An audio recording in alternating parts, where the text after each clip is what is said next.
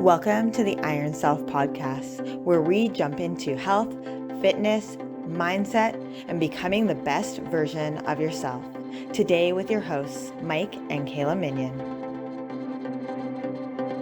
Good morning. We are a little bit late in our house this week. It has been an absolute explosion of activity at the Minion house, so we are coming live to you today with This Week in Coaching, just a little bit later than we usually do. So welcome to This Week in Coaching. It is June 22nd. Normally, yeah, I know. It's like the first actual full day of summer. Welcome to summer, folks. Woo! Yesterday was summer solstice, so I guess yesterday longest day of the year. Yeah, longest day of the year. And so for those of us in Alberta, every day is a long day in the summer. It doesn't get dark until like 11:30. Woo! Way past my bedtime. So today we are talking about balancing work, life, workouts, injuries, you name it, balance. Like you're supposed to just balance it. Homeostasis, finding that balance within our bodies, within our lives. So first off, I'm going to just start with a caveat. Balance is a fallacy.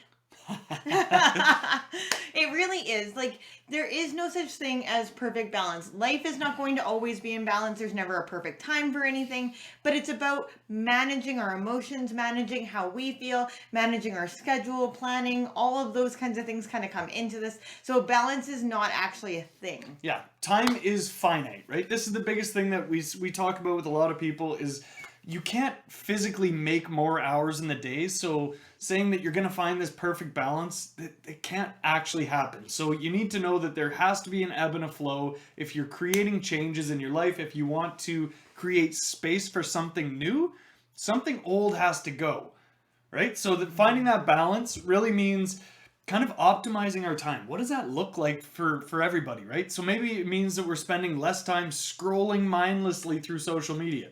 Because if you do a time edit on your entire day, or not edit, what's it called?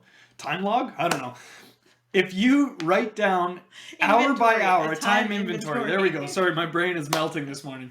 But if you literally take every half hour of your day and break it down and write down what you did within those half hour chunks for your entire day, 9 out of 10 people would notice a large chunk of that is just scrolling social media.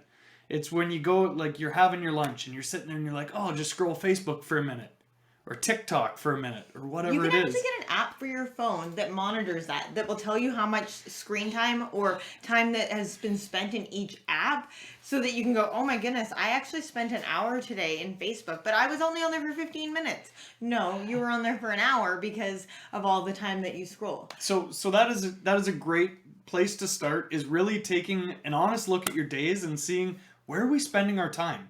Because a lot of people don't think they spend a lot of time on Facebook or scrolling any of their social media apps, when the reality is a lot of our time gets quote unquote wasted doing that. So if you want to create space and time for yourself, maybe it means setting specific time intervals. Like, yeah, I got to check like for Kayla and I, we should, love that word, post more on social media because that is part of our business model. That is something that we do to get our message out to you guys, to our clients, to the people that we want to give value to.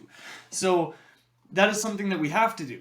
But for the majority of the population, it's something that you get to do, right? It's something that you enjoy doing, checking in on your friends, seeing how your family's doing if they're away from you, whatever that looks like. But creating that space is totally okay. But again, having that inventory of how much time do I actually spend doing that, right? And then being honest with yourself with those answers. Because if you want to bring something new into your life, maybe it just means scrolling a little bit less. So one thing to look at when you're looking at time inventories is when you want to be productive in your life or you want to have that balance in your life is before you do the time inventory or maybe after, you are defining where do you want to spend your time. So there's actually a 4-quadrant theory when it comes to this. And when you look at different quadrants, you look at, base success. This is where you're going to actually spend more of your time. And if you want more success, you need to spend more of your time in these other quadrants.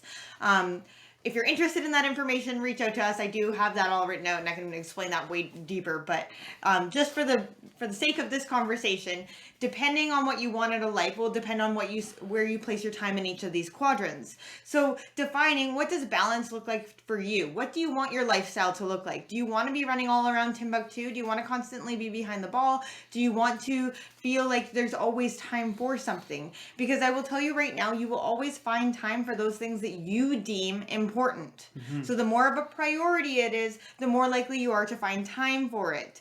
Find time, right? There's only a certain amount of time in the day. Creating space. But we create that space. Exactly. So balance has to be defined by you as to what you decide balance looks like, feels like, acts like. Because again, we started this conversation with balance is a fallacy. Because if we're looking for that perfect work-life balance or whatever, it's not going to be there. So what does balance look like for you in your life? Yeah, so one thing that I do want to throw in there too is everybody has to work, right? If you are a member of society, you have to have income coming in to support your family, support your lifestyle, whatever that looks like for everybody.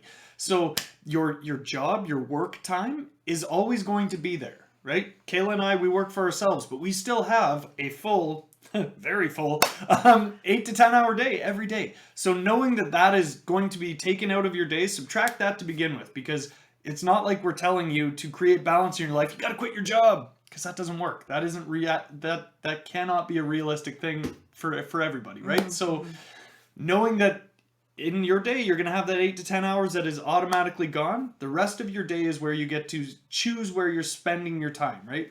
Something we talk about with calories, how are you going to spend your calories, right? It's like a money idea. Same thing goes for your time. How are you going to spend your time, right? So this is where we start to break that down and take that honest look at, well, am I spending my time bettering myself? Am I spending more time with my family? Am I spending more time in the hobbies and the things that I enjoy doing? It's gardening season. We have a greenhouse. I love spending my time in the greenhouse, but my reality is I don't get to spend as much time in that greenhouse as I'd like to because there are so many other things going on in our lives that require our time and our attention. So when we're looking at balance, the other thing to think about too is, does balance to you mean coming out of that stress state? Coming out of that have to state. So balance could be something simple like starting off your day with a meditation or journaling. It could also look like starting to bring more of that throughout your day. Maybe you're taking a pause at lunchtime. Lots of people will say when they're having a quote unquote break in their day, they will a lot of the time tend to grab their phone and scroll social media for their break. But what you don't actually realize is that you're not actually getting that mental downtime, that mental break during that time. Mm-hmm. So if that is something that you are doing and you're scrolling social media or you're on TikTok or whatever for this mental break time, knowing that that mental break time is not actually being fulfilled because there's actually way more brain activity when you are scrolling that, because now you're judging things, you're looking at things, you're contemplating things, you're comparing things, you're downloading images into your mind. Like there's just so much more that's actually going on, so you're not actually coming out of that stress state. So it's just something to think about. Yeah, 100%. All right, so that kind of gives us a little bit of an intro or a little bit of a talk about finding that balance. Mm-hmm. Balance is a fallacy.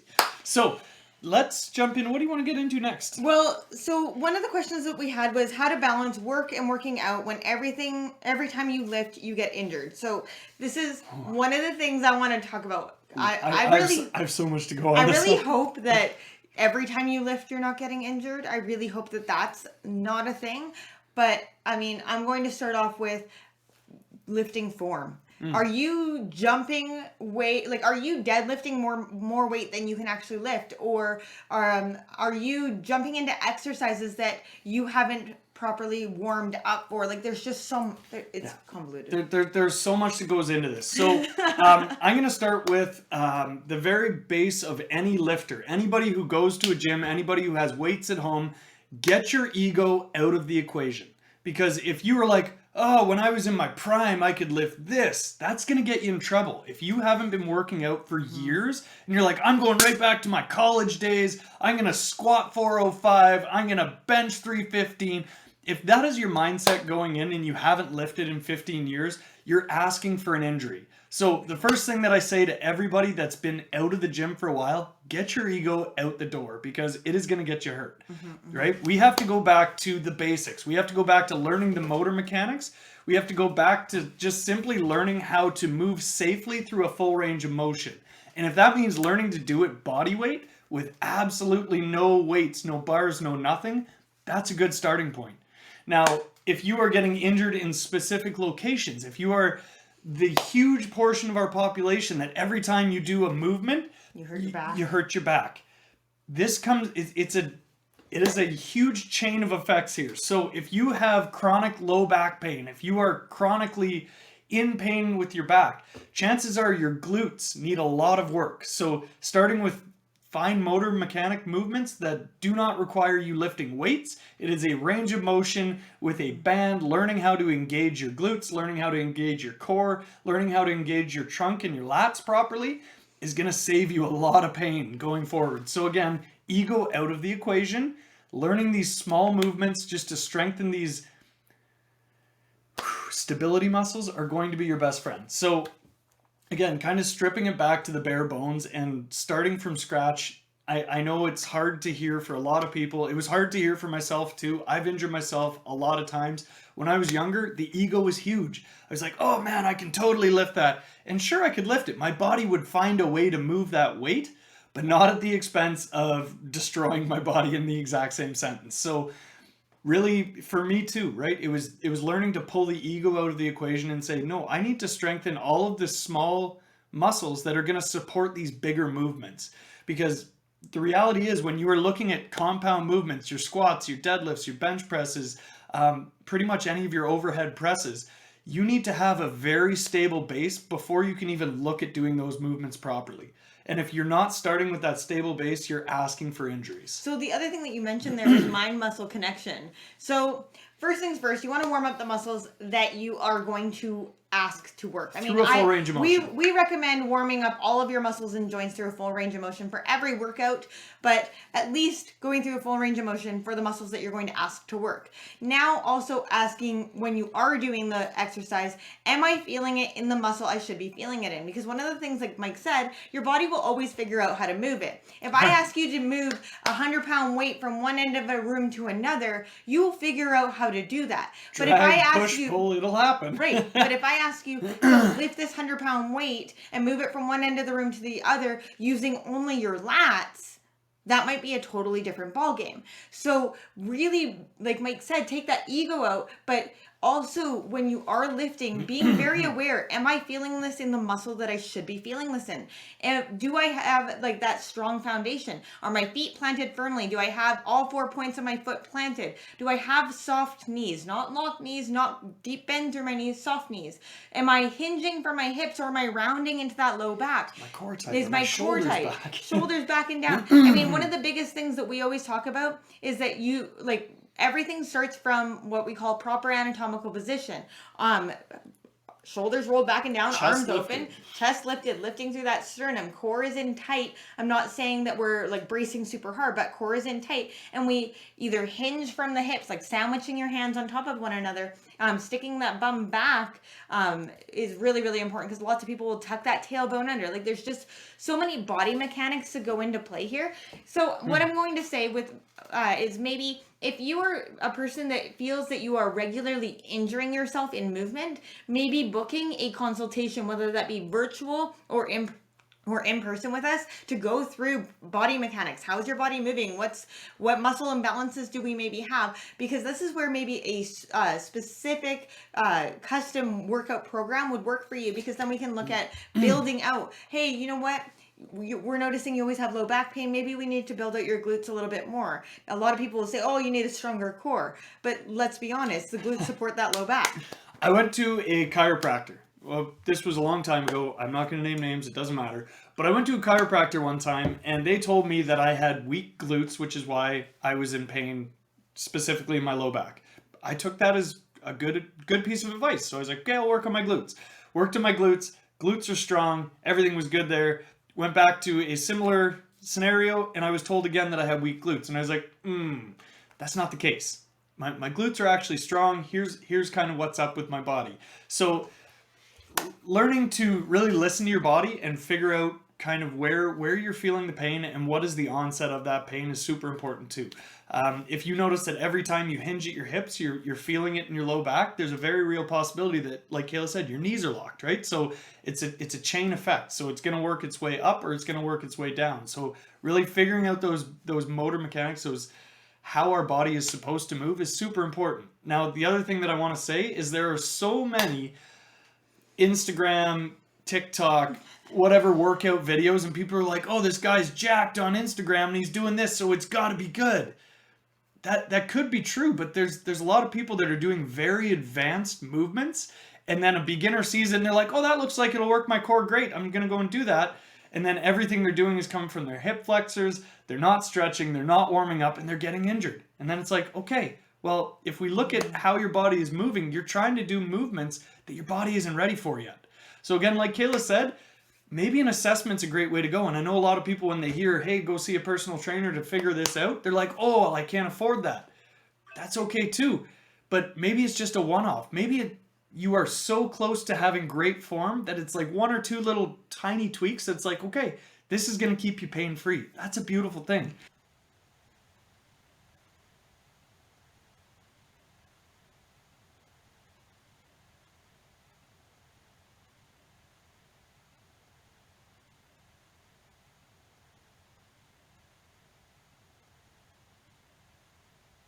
So here's one thing that I want to offer anybody that's listening to this. So if you aren't listening to this, you're not going to know, right?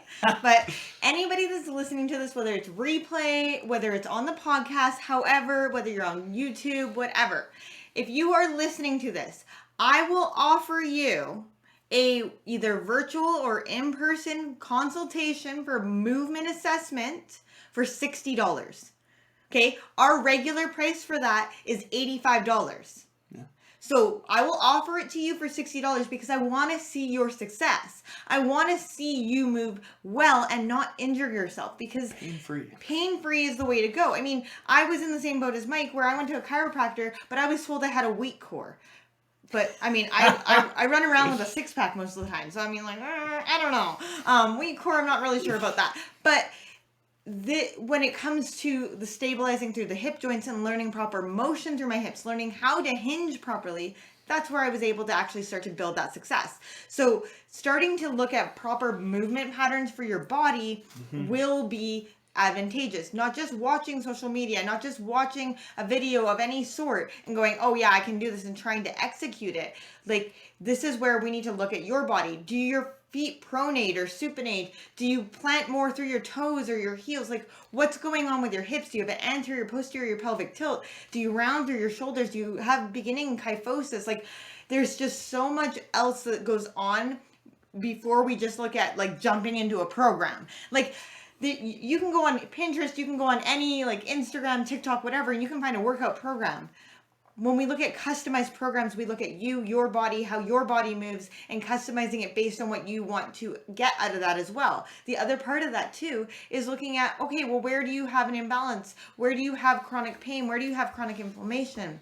And being very aware of that. Yeah. So again, just to recap a little bit here, my biggest thing for anybody that is in the boat of every time I work out, I am injured or I injure myself during my workouts, stripping it back to the bare bones. You need to 100% lose any portion of the ego that comes into the gym with you. Again, that was the hardest step for me, but it was the most important one, because when you look at every opportunity as a complete green beginner, you're going to be in that learning mentality. You want to learn more. You want to learn more about how your body moves pain-free.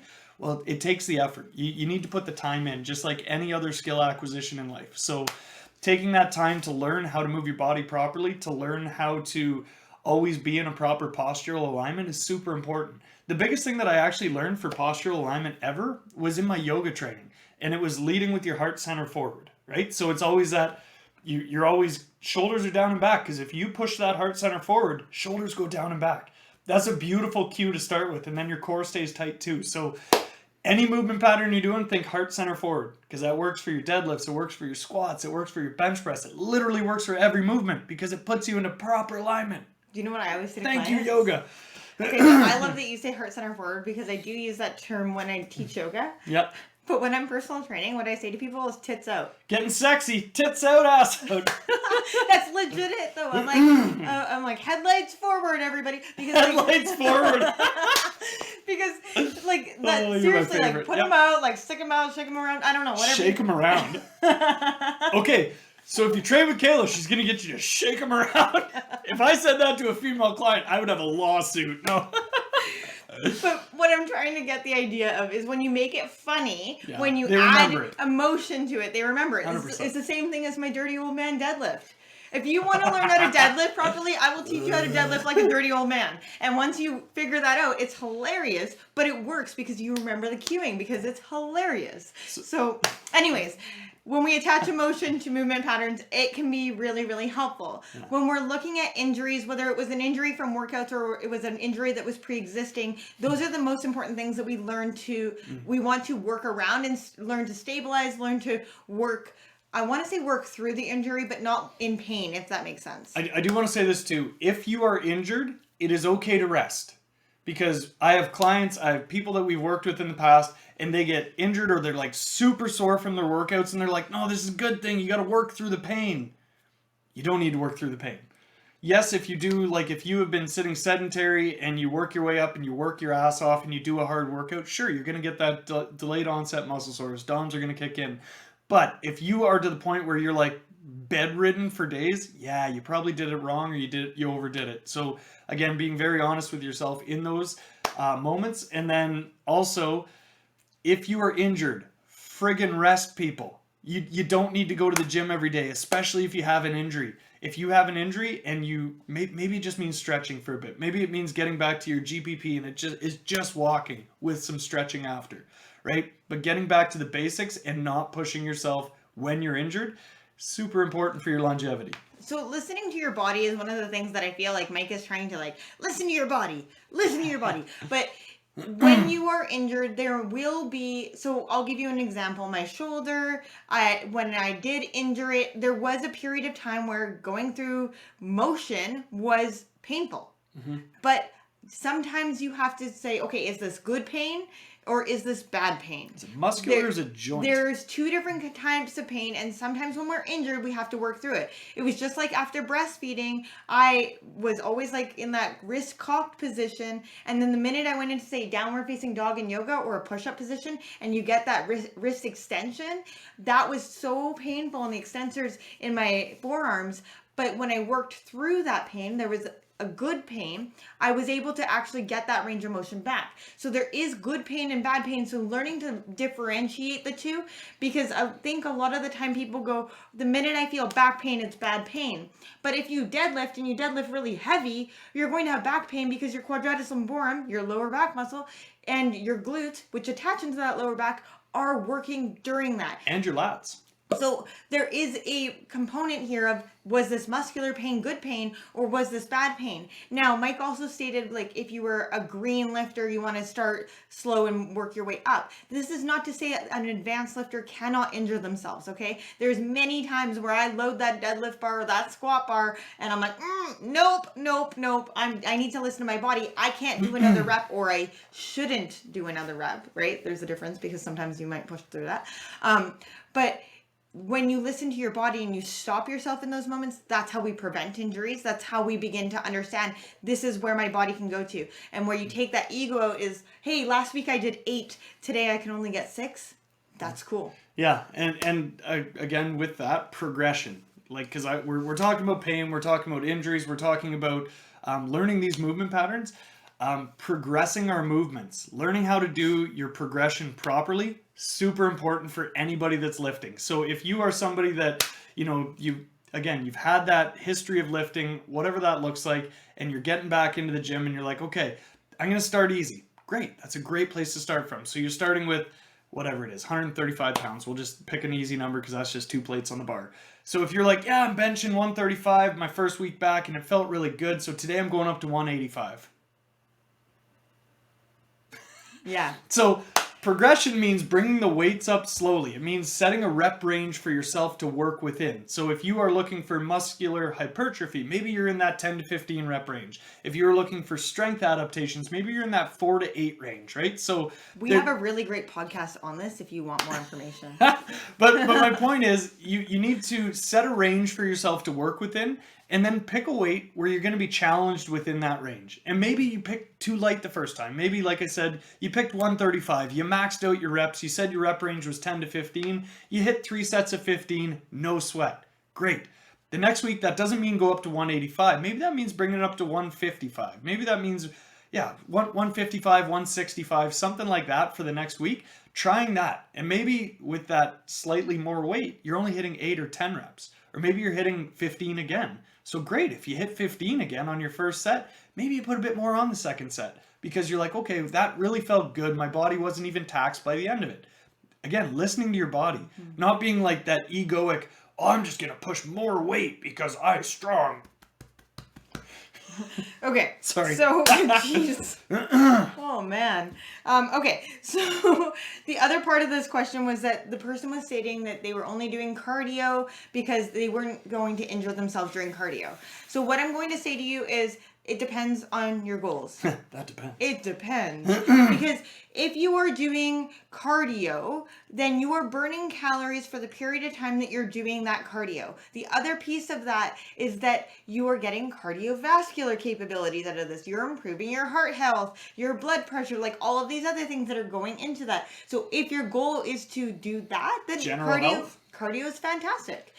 If your goal is to put on lean mass, to build bone density, to improve body composition, to change body composition, to decrease cholesterol, all of those kinds of things, then we need to be looking at doing some form of weight-bearing exercise. Resistance training. Whether that be body weight or using some form of actual resistance, but doing some form of weight-based training. Now, we kind of, I think, hammered injuries to death. So the other piece of this was balancing work, life, and all of the things in between. So when we talked about managing your time and seeing where you're spending your time in your quadrants, the other piece of this is planning. Piss poor planning prevents poor performance, or whatever. She butchered that. That's okay. What is it? Piss poor planning? I don't know. The 5 Ps? Yes. Piss poor planning prevents... No. Oh, see? Jesus, now you got me thinking about this. Oh, man. Anyways, the point is that if you don't plan, without planning, you plan to fail. So if you want to get your workouts in, where are you scheduling them in? Is it non-negotiable, like going to a doctor's appointment? If you are scheduling them before work or after work, looking at where it fits into your schedule, making it a habit and a routine. Just like if you were to schedule your kids' extracurricular activities. You're not going to schedule it during school. You're not going to schedule it when you physically can't get them there. Now, also being realistic, what does my time schedule look like? How often am I willing to commit to it? Lots of people Monday through Friday just can't commit to, say you can't commit to 3 days a week, Monday through Friday, but you could commit 3 days a week, Monday through Sunday, which means that I could maybe get 1 or 2 workouts Monday through Friday, and I could get 1 on the weekend. That's still going to give me my 3, right? So being very realistic in your time management, where it fits into your schedule, and what kind of expectations you have for your workouts. Are they going to be half hour? Are they going to be 45 minutes? Are they going to be an hour? Are you going to be walking? Are you going to be lifting weights? Are your kids going to be there? Are you going to have other distractions around that? Yeah, one of the biggest things for anybody that's just getting into a workout regime too is being very honest with yourself about how many days a week you're willing to commit. Because the amount of people that I have seen that come into training and they say, I'm ready to commit 5 days a week. And you're like, perfect. Yeah. And then Kayla and I are in the background, we're like, we'll see if they get happen. 3, right? Yeah. It's like, okay, so... If you're going from nothing to 5, it's not going to happen. Yeah, and the problem with that is, sure, you might just miss a couple workouts, and it doesn't seem like that big of a deal, but you're missing 2 workouts a week, or you're missing 3 workouts a week because you said you wanted 5, and you told yourself you were going to do 5. You're starting to lose that trust with yourself, right? And if you don't have a base of trust with yourself, then it's going to make it a lot harder to commit to these things because you're already not committing, right? You're saying, it's okay that I'm missing these workouts. And in the grand scheme of things, yes, it is okay to miss a workout, right? If you're injured, if you're sick, if you're dealing with shit in your life. You might miss a workout, and that's okay as a one-off. Listen to your body. But if you set yourself up with 5 days and you're only hitting 2 or 3 every single week, then you're starting to lose that trust in yourself, and then it really does start to your workouts just kind of fall to the wayside, right? So again, being honest with yourself and how much time you actually have to commit to this. So 3 days a week will give you health benefits, and 2 days a week is going to maintain what you currently have. 3 days a week, you're going to start to see improved health benefits. 4 days a week, we start Appreciable to see gains. We start to see appreciable gains. So if you are starting from nothing, we recommend starting with 3. Because when you go from 0 to 3, you can try and schedule those in, making it fit into your schedule. Balancing work and life is sometimes hard, especially if we work shift work or we have varying schedules or appointments and those kinds of things. Or you have kids and you got to take them to everything in the world as well. So my thing is, I work out first thing in the morning before my brain knows what I'm doing. It also I tricked it, right? The other part of that is that it's done, it's out of my way. I don't have to think about it for the rest of the day. So if the day gets busy, I'm not concerned about getting my workout in. I know not everybody is a morning person. I am not a morning person, but I will tell you, after about 4 days, it becomes habit, routine, schedule. So you just need to get into that habit, routine, schedule, and then you will start to get there. You can also use a pre-workout, a little pre-workout, get a little energy going first thing in the morning. Something. But there is no such thing as balance. So when we go to wrap this up, there's no such thing as balance. You need to define your balance for yourself. You need to look at your time inventory. Where are you spending your time? How do you want to spend your time? What is important to you? What are your priorities and values? And then also looking at, how am I going to set myself up for success with my workouts, with my movement patterns? How does my body move? What kind of changes do I want to see, or what am I looking for? What is the outcome that I'm looking for? What do you want out of it, right? Why are you working out in the first place? Is it just general health? Is it because you want to be able to live longer? Is it because you want to be able to play with your kids for their entire life? Like, my goal is to be able to throw my kid into the air like I've always been able to up until the age of like 18, 19. That's weird. Yeah, right? I want to be able to throw my daughter when she's 19 years old into the air just like I can right now, right? Like, I can get her like 10 feet in the air still and she's 10. That's pretty good.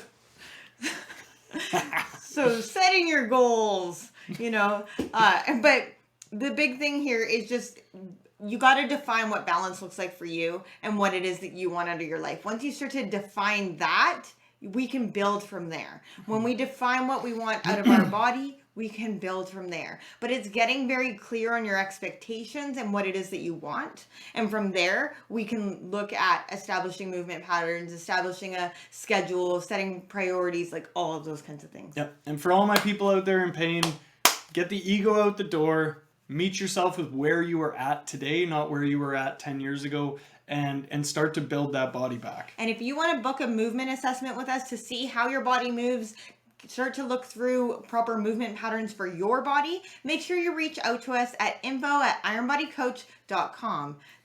Perfect. Thank you guys so much. Enjoy the rest of your day. Have an amazing rest of the Wednesday. It's Wednesday. Have a good Wednesday. Bye, guys. Bye.